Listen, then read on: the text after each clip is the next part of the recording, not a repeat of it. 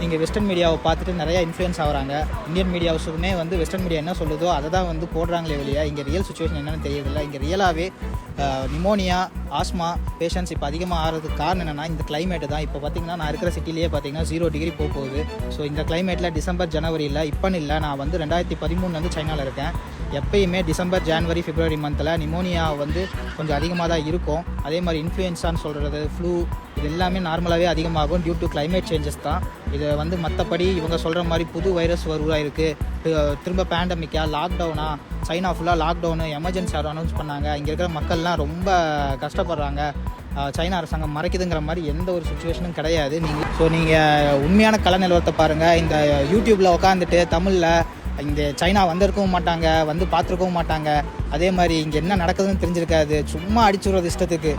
ஏன் இப்படி பண்ணுறீங்கன்னு தெரியல. ஏன்னா நீங்கள் சொல்கிறத தான் அங்கே இருக்கிற மக்கள் நம்புகிறாங்க. அங்கே இருக்கிற எங்களோட குடும்பங்கள் ஆகட்டும், இங்கே தமிழ் மாணவர்கள், இந்திய மாணவர்கள் படிக்க வந்தவங்களாகட்டும், எல்லாருமே வந்து அவங்க ஃபேமிலியில் பயப்படுறாங்க. நீங்கள் அங்கே போடுற தேவையில்லாத தகவல் கொடுக்குறதும், அதே மாதிரி யூடியூப் கிடச்சிருச்சு நம்ம தான் பெரிய இது அப்படின்னு நினச்சிட்டு போடுற வீடியோஸை நம்பி எங்களோட ஃபேமிலிஸும் பயப்படுறாங்க. இங்கே ரியல் சுச்சுவேஷன் பேடாக இருந்துச்சுன்னா நாங்களே வந்து பேடாக இருக்குன்னு நாங்களே ரிப்போர்ட் பண்ண போகிறோம். நான் இத்தனைக்கும் ஒரு மெடிக்கல் ப்ரொஃபஷன், நான் இங்கே தான் வேலை செய்கிறேன். எனக்கே வந்து பயத்தை உருவாக்குறாங்க. ஏன் இப்படி பண்ணுறீங்கன்னு தான் தெரியல. செய்திகளை உடனுக்குடன் தெரிந்து கொள்ள தினமதியை சப்ஸ்கிரைப் செய்யவும்.